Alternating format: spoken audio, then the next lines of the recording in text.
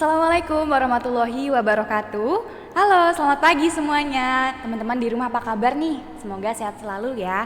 Semoga teman-teman yang mungkin merasa kurang sehat segera diberikan kesembuhan. Amin, dan selalu dalam lindungan Allah.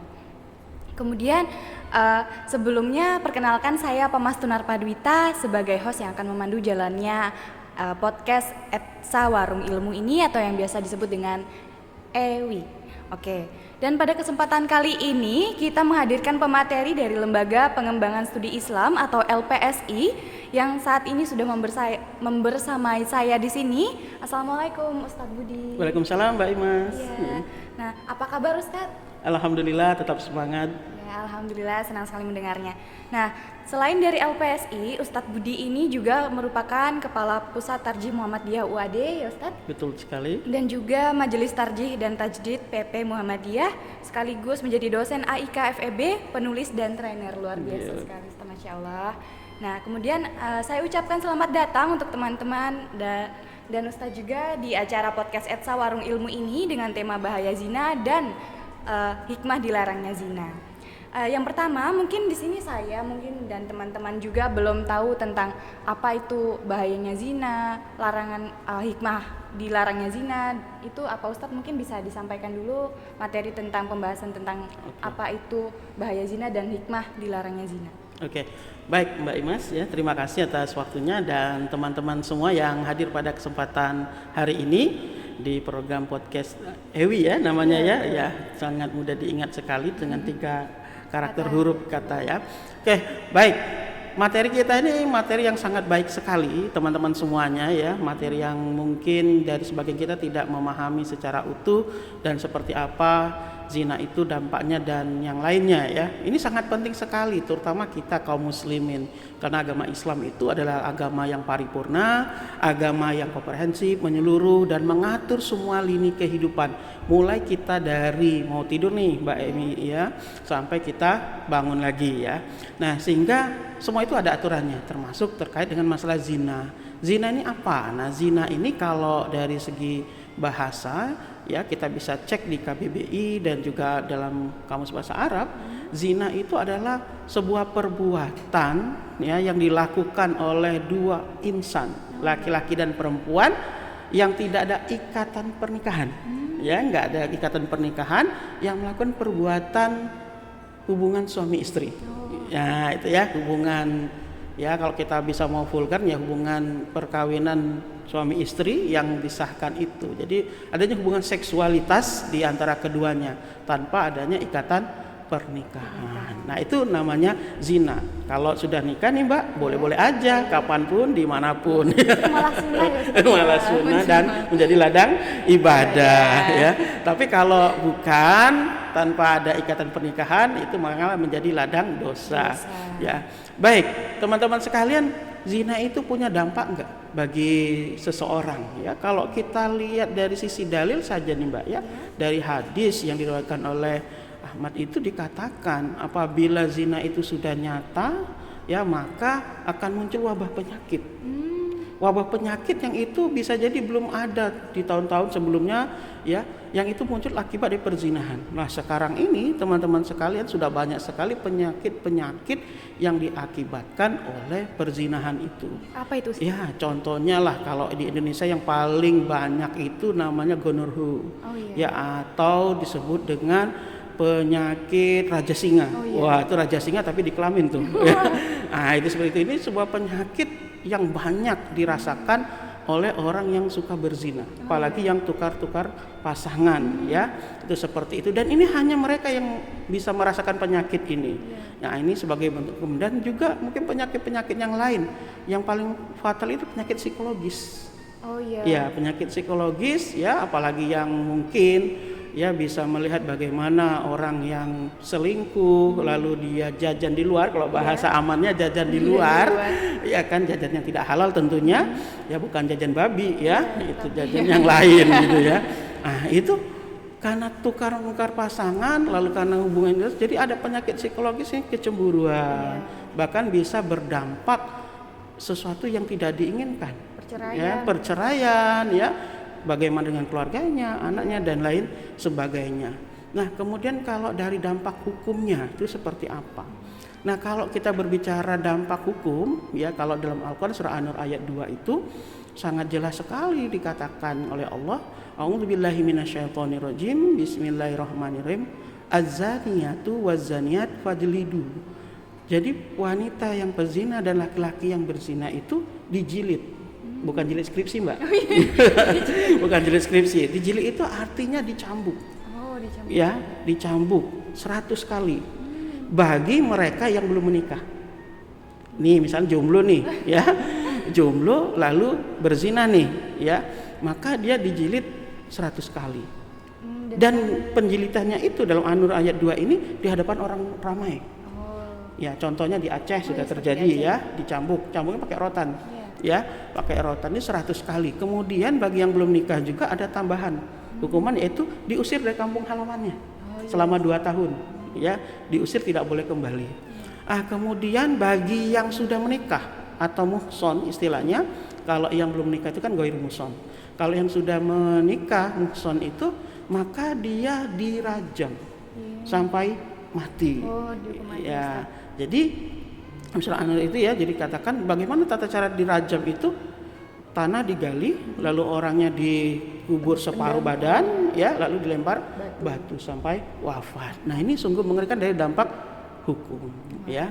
Nah, jadi teman-teman tentunya ini juga harus berhati-hati. Nah, bukan hanya itu saja, dampaknya juga nanti kepada status anak kalau dia sampai hamil. Ya, jadi kalau di dalam hadis jelas sekali di riwayat Ahmad Ibnu Majah itu dikatakan bahwa anak yang lahir dari hasil zina itu dia adalah milik ibunya. Jadi nasabnya kepada ibunya, bukan ke bapaknya. Sedangkan hukuman lainnya dalam hadis riwayat Ahmad itu, anak ini nanti tidak mendapatkan waris dari ayah biologisnya. Jadi hanya dari ibu gitu ya? Iya, dari ibu saja. Jadi tidak mendapatkan waris. Yang lebih fatal lagi nanti kalau menikah tuh. Menikah tidak bisa ayah biologisnya menjadi wali. Oh, berarti harus diwakilkan. Dan diwakilkan dari hakim. Oh, bukan dari saudara ibu atau. Nah, kalau dari saudara ibu kan perempuan ya, itu kan tidak bisa. Jadi diwakilkan hakim. Kecuali kalau hakim nanti menentukan yang lainnya. Jadi ini perlu hati-hati. Ya, nah mungkin nanti kalau ditentukan dari keluarga ibu, misalnya kakeknya, ya, pamannya, ya, nah ini sebuah hukuman lah ya. Maka teman-teman semua, masalah zina ini bukan suatu yang masalah ringan ya, tapi adalah sesuatu masalah yang memang akan terjadi kerugiannya terus menerus. Dan besar. Nah, kerugiannya sangat besar sekali. Nah, ini yang perlu dipahami bersama. Maka oleh karena itu kita harus betul memahami dampaknya, baik secara hukuman, dampak psikologis, ya, termasuk nanti kalau punya anak, ya, masalah waris dan lain sebagainya. Belum lagi kalau kita berbicara tentang surga dan neraka. Nah, itu seperti itu. Belum lagi kalau kita mau berbicara tentang bagaimana kalau dia dulu pernah berzina lalu mau nikah dengan orang lain. Nah, itu bagaimana, itu psikologis banget, ya kan? Dia mau menerima atau tidak. tidak. Iya, seperti itu kan sulit ya, kecuali kalau di luar negeri nih. Kalau di luar negeri sih nggak masalah ya. Iya, saya jadi banyak teman itu yang orang Indonesia senangnya dengan laki-laki luar negeri. Ya, kenapa? Orang luar negeri itu tidak lihat fisik, tidak lihat latar belakang dia sebelumnya, tapi apa yang dihadapi sekarang. Nah, saya kira begitu dulu, Mbak Imas, ya. Mungkin kita bisa lanjutkan. Baik, oke. Nah, teman-teman, setelah mendengar penjelasan dari Ustadz Budi tadi, semoga teman-teman mendapatkan ilmu yang bermanfaat ya. Nah, untuk selanjutnya kita masuk ke sesi tanya jawab terlebih dahulu. Mungkin untuk metodenya sebaiknya seperti apa ya Ustadz? Apakah saya bacakan pertanyaannya semua baru Ustadz jawab, atau saya bacakan satu-satu Ustadz jawab baru saya lanjut ke pertanyaan berikutnya? Satu-satu aja, ya, biar lebih nyaman dan enak ya. Oke, siap. Nah, ada yang bertanya Ustadz, zina itu ada beberapa macam ya Ustadz? Kan ada zina mata, ada zina telinga, atau apa begitu Ustadz? Mungkin boleh dijelaskan. Baik. Terkait dengan masalah zina ini itu ada hadisnya ya. Jadi dalam hadis itu dikatakan ya, dalam riwayat Ibnu Majah ya, ada juga riwayat Ahmad, dikatakan begini. Zina mata. Ya, ada zina hati ya. Mata itu berzina. Jadi anak Adam itu sudah ditakdirkan mata itu akan berzina, hati itu akan berzina ya. Dan yang mengaplikasikannya itu adalah diri kita melalui perzinahan yang nyata. Apa sih zina mata itu? Zina mata itu melihat sesuatu yang diharamkan. Iya, melihat sesuatu yang diharamkan. Ya kita udah ngerti lah ya zaman sekarang ya. Zina mata itu misalnya melihat yang diharamkan, misalnya pornografi atau melihat lawan jenis, ya melihat lawan jenis yang berlebihan. Tapi kalau ditanya, kan boleh tuh Ustadz lihat lawan jenis sekali? Boleh, sekali itu sekilas, bukan sekali tapi panjang. Gitu ya. Iya, mulai dari parkir sampai kampus itu bukan begitu ya. Sampai jauh. Iya, jadi lihat itu hanya sekilas saja tuh. Kalau kita ke mall, kita lagi duduk, tuh ada tuh perempuan lewat ya, itu cantik, seksi, dilihat, set lewat ya sudah. Tapi jangan lihat sampai naik eskalator gitu ya.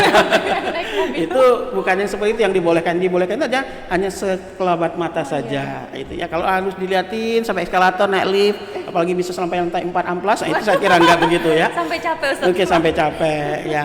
Nah, itu zina mata. Kemudian zina hati. Zina hati itu apa? Nah, zina hati itu kita memikirkan dari apa yang kita lihat. Misalnya nih, kita habis lihat aurat lawan jenis ya. Ini perlu dipahami juga nih Mbak Imas ya. Hukum larangan melihat aurat lawan jenis itu bukan hanya untuk laki-laki loh. Ini penting, tapi juga untuk perempuan. Iya, jadi misalnya nih ada cowok lewat nih, teman-teman nih ya, orang Indonesia kan suka ada istilah cuci mata ya. Ya kalau di luar negeri nggak ada tuh cuci mata ya. Duduk nih di mall, ada cowok misalnya yang pakai baju ketat ya, terus perutnya nggak seperti saya nih ya, perutnya seperti roti sobek lah ya, seperti kotak-kotak, itu dilihat ya, atau laki-laki lihat ada perempuan cantik lewat, dilihat, lalu kemudian sampai di rumah dia kebayang-bayang terus, ya kan, lalu dia mengeksplorasikan itu dalam khayalan, itu namanya zina hati, ya, maka di akhir hadis itu dikatakan ketika sudah terjadi zina mata, zina hati, lalu akan terjadilah yang namanya perzinahan sesungguhnya. Itu seperti itu, hayalan. Jadi dimulai dari mata semua ya. Itu ya seperti falsafah orang Indonesia, dari mata turun ke hati, terus turun ke perut tuh bawahnya. Gitu ya. Oke, baik. Ya, itu seperti itu. Oke, Ustadz. Nah, tadi kan dijelaskan ada zina hati, itu berarti dari hayalan gitu ya, Ustadz. Nah, sekarang kan mungkin teman-teman ada yang K-popers atau apa gitu, jadi mereka tuh suka dengan artis-artis Korea atau K-pop gitu. Nah, mereka menghayal mungkin sangat-sangat senang mengidolakan ya kan, sampai kebayang-bayang gitu ya. Oke. Ya kalau kita hanya sebatas mengidolakan tapi tidak berlebih-lebihan. Jadi dalam Islam itu yang tidak boleh adalah berlebih-lebihan sehingga membawa dampak yang negatif. Ya. Termasuklah kalau cowoknya nggak sesuai standar Korea nggak mau itu. Mana sih cowok Indonesia yang standar Korea, kayak nggak ada ya. Lahirnya di Indonesia semua. Nah itu seperti itu. Ya kalau cuma bayangkan aja nggak apa-apa. Tapi kalau sampai melalaikan, lalu sampai dia terjerumus kepada sebuah perzinahan, menghayal, mohon maaf ya, mungkin sampai menghayalkan bagaimana dia menikah, lalu dia berhubungan sama istri, punya anak, itu kan berlebihan banget ya kan. Itu lalu menikmati dengan digulingnya ya dan lain sebagainya. Itu yang tidak boleh ya. Tapi kalau cuman saya pengen sih kalau misalnya dapat salah satu dari Suzu atau Lee Min Ho ya kan nggak masalah ya. Tapi kalau cuman sudah kepikiran bagaimana Lee Min Ho jadi suami saya, lalu akad nikah ya, lalu dan seterusnya, itu nggak boleh ya gitu, seperti itu. Oke, baik. Bisa dilanjut ke pertanyaan selanjutnya ya, Ustadz ya. Ada yang bertanya nih Ustadz, bagaimana cara awal untuk hijrah dan meninggalkan zina serta cara istiqomah dalam menjalankannya? Boleh dijawab Ustadz? Iya. Itu juga sempat ditanya nih oleh teman-teman yang termarginalkan ya, misalnya PSK ya, atau juga teman-teman yang ya sebagai pemuas lah ya, misalnya seperti laki-laki yang suka dengan yang seperti itu. Kita ini ada yang namanya adiktif ya. Adiktif itu adalah suatu zina itu udah menjadi bagian dari hidupnya. Kalau sehari nggak zina tuh kayaknya seperti makan nggak pakai garam ya. Itu gitu. Bagaimana cara istiqomah? Yang pertama kali itu ya harus ada penyesalan dulu. Ya kan, orang kalau mau meninggalkan sesuatu dia harus nyesel dulu. Ya kalau Mbak Imas nih punya pacar, supaya menghilangkan pacar itu nyesel aja dulu. Mesti udah nggak mau lihat mukanya. Ya kan gitu. Gitu. Tapi kalau tanpa penyesalan gimana mau meninggalin? Ya kan? Itu seperti itu. Jadi pertama munculkan rasa penyesalan, kemudian baru bertobat. Nah, kemudian tinggalkan segala aktivitas yang mengarah ke sana.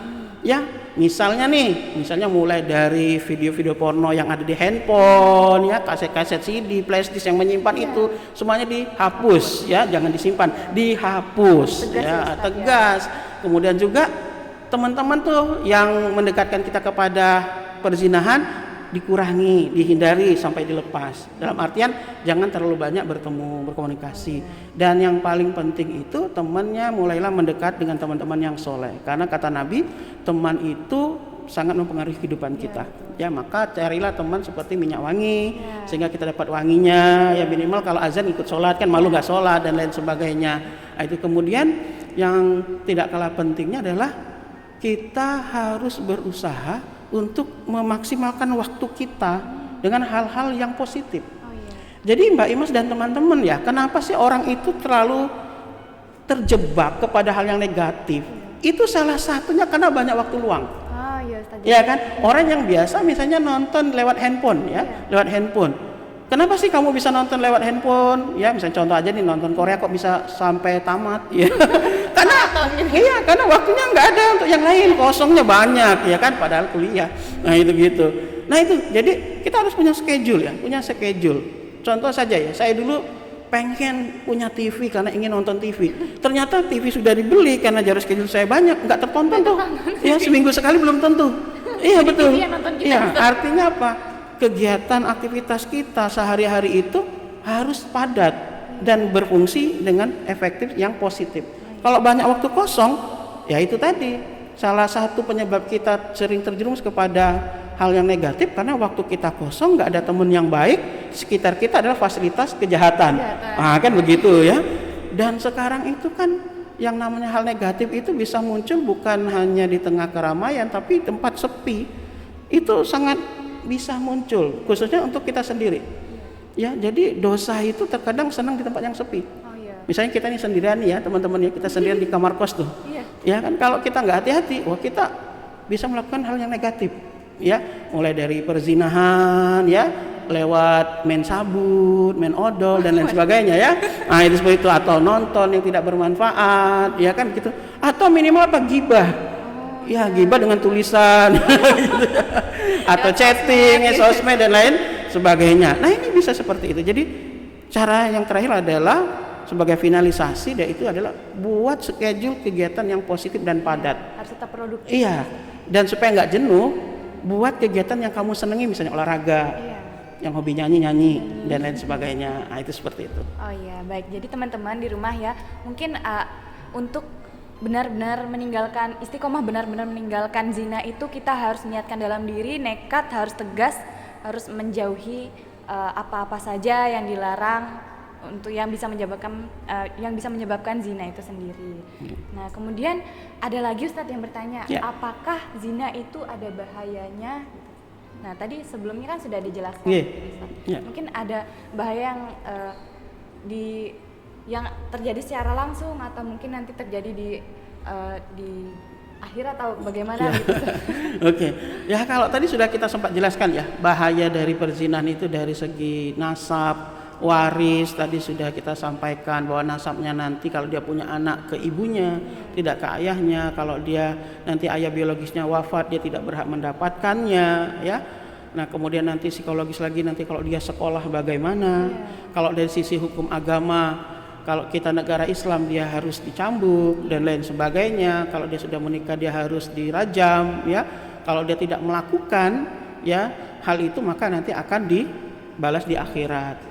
Ya, tetapi itu semua akan tidak terjadi kalau kita sudah bertobat. Jadi taubat itu sangat penting. Nah, dampak negatif lagi teman-teman semua ya, ini dikhawatirkan ada tindakan yang fatal.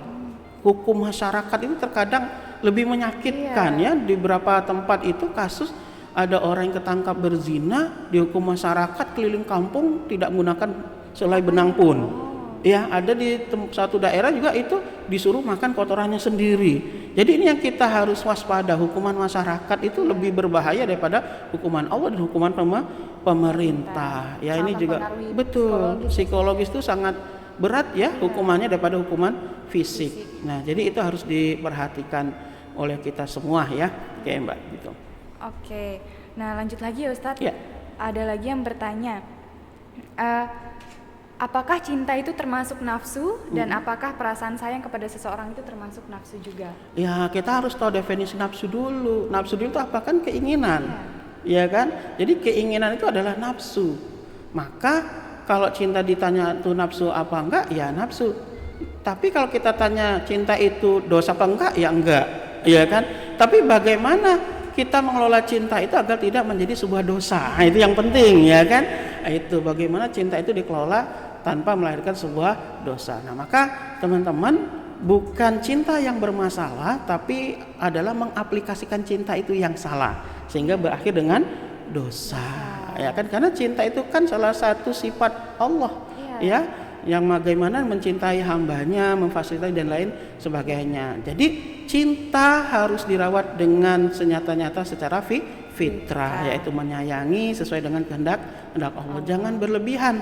Ya, ini hati-hati. Terkadang orang cinta berlandaskan hawa nafsu, lalu akhirnya apa? Akhirnya terkadang nih, ya, yang laki-laki hidung belang, ya, saya nggak tahu tuh hidung belang tuh kayak apa sebenarnya, ya. Itu istilah orang Indonesia itu banyak sekali istilah.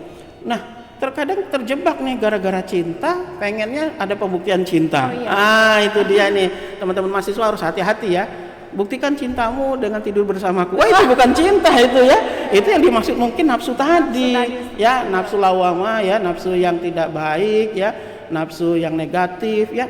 Jadi teman-teman memahami cinta itu bukan sebuah dosa, tapi jangan terjerumus kepada dosa akibat salah mengaplikasikan cinta. Jadi saya sering, ya, dalam pertemuan-pertemuan kalau ada pertanyaan, wah ini kalau saya punya cowok pengennya pegang-pegangan terus, saya punya cowok pengen minta digini terus, bilang sama cowokmu itu cinta atau nafsu gitu, ya cinta juga nafsu Ustaz, ya betul, tapi kok cinta pengennya gitu terus, ya. Nah itu, jadi harus hati-hati. Cinta itu dibuktikan dengan kesetiaan, dibuktikan dengan pengertian, ya, bukan dibuktikan dengan menzolimi salah satu di antara keduanya. Nah itu seperti itu. Mungkin untuk membuktikan rasa sayang itu bisa dengan cara menikah. Ya gitu, itu. Iya, jadi kalau dalam istilahnya itu jangan sentuh tanganku sebelum engkau bersentuhan dengan bapakku. Iya. Itu seperti dulu. Itu. Jadi menikah dulu, ya. Oke, baik. Oke, lanjut ya Ustaz. Ya. Nah, apakah hukum bagi seorang yang sudah bertaubat dari zina lalu terjerumus kembali ke dalam zina itu sendiri? Lalu hukuman apa yang cocok bagi seorang pezina pada zaman sekarang? Nah, kan kalau tadi perumpamaannya kan ada di setiap daerah itu beda-beda Ustaz, ya, hukum sosial dari masyarakat gitu. Nah, kalau di dalam zaman sekarang itu dosanya itu seperti apa ya Ustaz ininya? Ya. Apa hukumannya yang cocok bagi pezina itu? Ya, kalau kita berbicara syariat Islam, ya dikembalikan syariat Islam. Jadi hukuman untuk orang yang berzina itu belum ada pergantian. Ya, dalam surah An-Nur itu ya dijilid. Ya, kalau orang yang belum menikah artinya dicambuk. Kalau orang yang sudah menikah itu dirajam. Meskipun dia bertobat, itu adalah hukuman. Ya. Nah, tapi kalau kita bukan negara Islam, ini dikembalikan kepada negaranya. Kalau di dalam rancangan undang-undang itu kan yang kemarin jadi masalah itu ada undang-undang bukan hanya perzinahan, ya, tapi orang yang berselingkuh juga bisa masuk ke pasal perzinahan apabila sudah melakukan hubungan suami istri. Hukumannya berapa bulan? 9 bulan. Ya. Nah, tapi kita jangan melihat hukuman ringan ya daripada dirajam. Bukan itunya ya kita lihatnya, tapi sebenarnya begini ya Mbak Imas ya. Jadi terkait dengan dosa itu jangan dilihat dari besar kecilnya, tapi keberanian kita melanggar aturan syariatnya. Itu begitu. Karena kita nggak pernah tahu dosa kita itu seberapa besar. Dalam Islam itu unik ya bagi saya. Ketika berbicara tentang pahala, Islam nyebutin tuh. Misalnya kalau kita takziah, ya hanya takziah dapat 1 bukit, ya 1 kirot. Kalau kita sampai memakamkan dapat 2 kirot. Kalau kita ke masjid 27 derajat. Tapi kalau kita nyolong sendal temen misalnya, ya kan, atau nuker lauk temen, ya kan begitu, itu dosanya berapa? Kita nggak tahu. Nah, oleh karena itu teman-teman semua yang harus kita perhatikan itu bukan dosanya besar atau kecil, tapi keberanian kita ya bermaksiat atau melanggar syariat. Itu seperti itu. Iya, terima kasih Ustaz. Nah, jadi begitu ya teman-teman, kita lanjut lagi ke pertanyaan selanjutnya. Nah, apa langkah pencegahan yang diperintahkan oleh Allah untuk menjauhi bahaya zina ini Ustaz? Ya, kalau kita lihat dalam surah Al-Isra, ya, surah Al-Isra ayat 23 itu sangat jelas sekali Allah berfirman, "A'udzubillahi minasyaitonirrajim wa la taqrabuz zina." Jadi janganlah kamu mendekati zina karena itu perbuatan ya yang sesat, perbuatan yang buruk, ya kan? Mafsadatnya besar. Nah, jadi Allah itu sudah memberikan rambu-rambu di awal. wala taqrabu zina, jangan dekati zina. Tapi jangan dibalik-balik tuh. Kan yang nggak boleh deketin Ustaz, melakukan nggak apa-apa, bukan begitu. Jadi mafhum mukhalafannya yang harus dipahami adalah deketin aja nggak boleh, apalagi melakukan. Nah, jadi kalau ditanya bagaimana ya kita menghindari zina, yang pertama jangan dekat-dekat dengan yang membawa kepada perzinahan. Apa itu? Contoh kata Nabi, janganlah ya laki-laki dan perempuan berdua-duaan di tempat yang sepi. Itu hadisnya jelas. Karena yang ketiga syaiton. Iya, tapi jangan diakalin. Dia berdua bawa adiknya yang kecil. Ya, sampai bertiga, adiknya jadi setan. Gitu. Bukan begitu. Ya, jadi harus dipahami teman-teman ya. Kalau orang berdua-duaan, ini apalagi yang lawan jenis ya. Saya mohon maaf ya. Yang namanya perzinahan itu sungguh luar biasa sekali ya, dimanapun bisa terjadi. Ya kalau kita lihat berita itu mau di kolam renang, mau di tanah lapang, pinggir pantai ya kan, kuburan, kebun ya, ngeri-ngeri banget kan itu kalau kita lihat berita itu ya, itu perzinahan itu tuh terjadi seperti itu. Nah, jangan melakukan hal yang dapat membuat sinyal itu terbuka. Nih Mbak Imas, ya misal Mbak Imas nih kalau mau jalan dengan laki-laki itu harus hati-hati ya, misal ya udahlah gantilah, jangan Mbak Imas lah, Mince lah ya. Oke, Mbak Mince misalnya, Mbak Mince ya, ini kasusnya tuh sama ya, perempuan nih jalan dengan laki-laki ya, laki-laki hanya berdua lalu ke tempat yang sepi, sesoleh apapun laki-laki itu ya kan, seperti apa yang katakan Nabi tadi, yang ketiga adalah setan. Apa itu? Setan itu menghembuskan ya pemikiran-pemikiran untuk menggoda kita. Nah, setan itu profesional loh Mbak. Iya, setan itu profesional ya. Maka mungkin suatu waktu ya, saya itu ngundang saya membahas ilmu persetanan ya.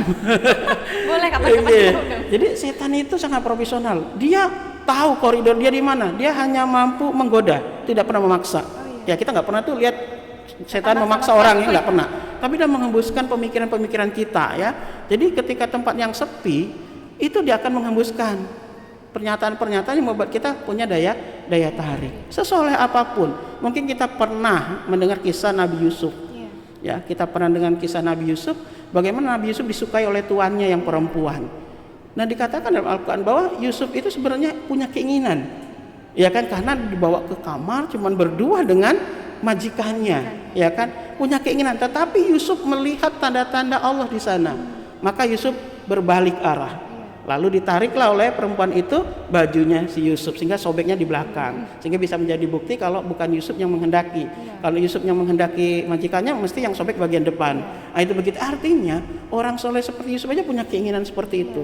Apalagi kalau si Mince sama dengan Mang Cek tadi ya berdua tuh tempat yang sepi.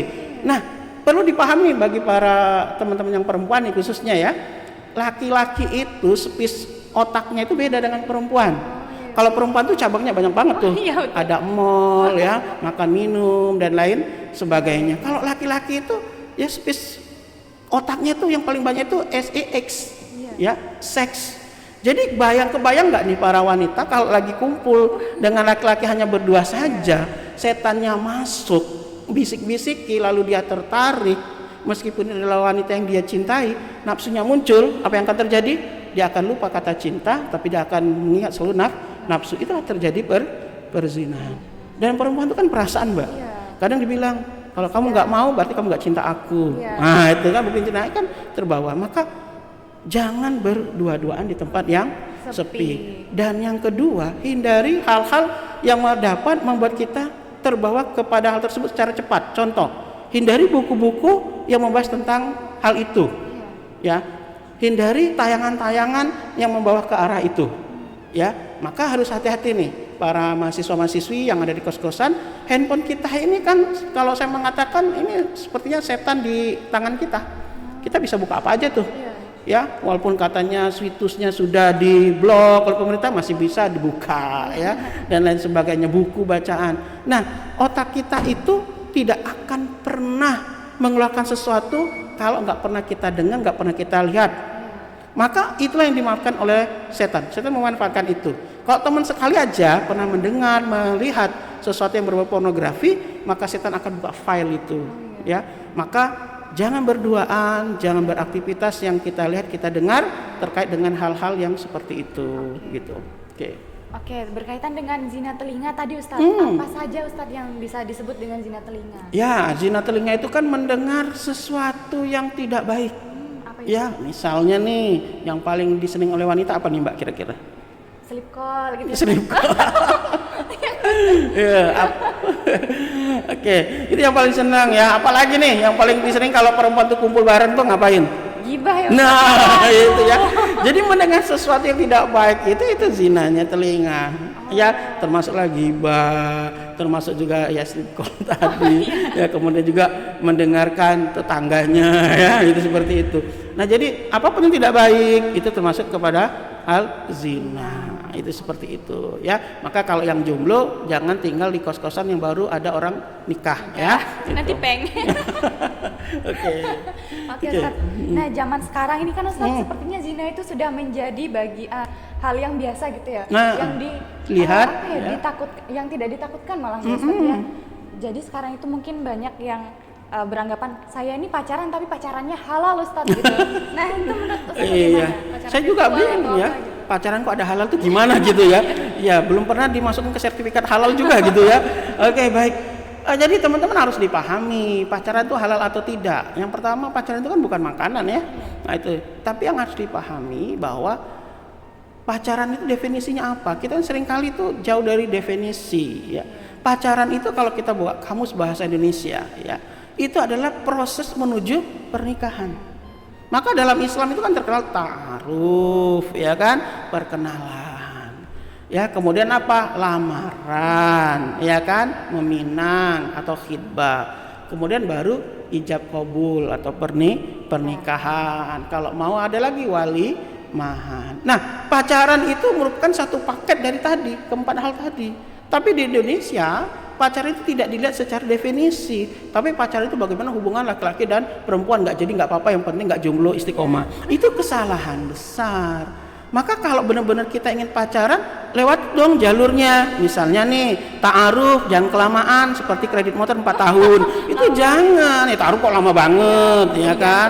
Itu seperti itu, mau. Ya kan. Kemudian khitbah, ketika sudah khitbah juga jangan kelamaan, ya kan, beri waktu sebulan maksimal ya. Nah, kemudian nanti akad nikah, walimah dan seterusnya. Itu paket yang namanya pacaran menurut definisi. Nah, jadi ada nggak pacaran halal? Kalau pacaran dimaksud itu seperti teman-teman yang kita lihat di luar sana, yang ada ojek cintanya, ada bucinnya, itu bukan pacaran dalam definisi dan syariat Islam. Maka kalau yang seperti itu nggak bisa dikatakan pacaran yang halal atau pacaran syariah.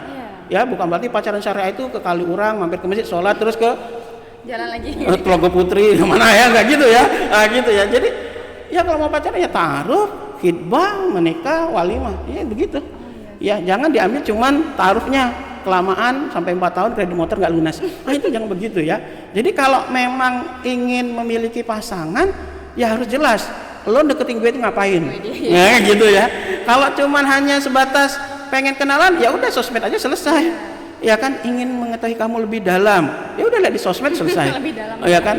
Tapi kalau kamu ingin ke jenjang yang serius, datangi rumah orang tua saya, kan begitu. Wah belum siap, berarti jangan mendekati, kan begitu. Oke, saya kira begitu. Oke, baik, terima kasih Ustadz. Nah, sudah banyak sekali ya teman-teman pertanyaan yang sudah terjawab. Nah, banyak sekali juga ilmu yang sudah disampaikan oleh Ustadz Budi ini. Semoga menjadi pelajaran baru untuk kita semua.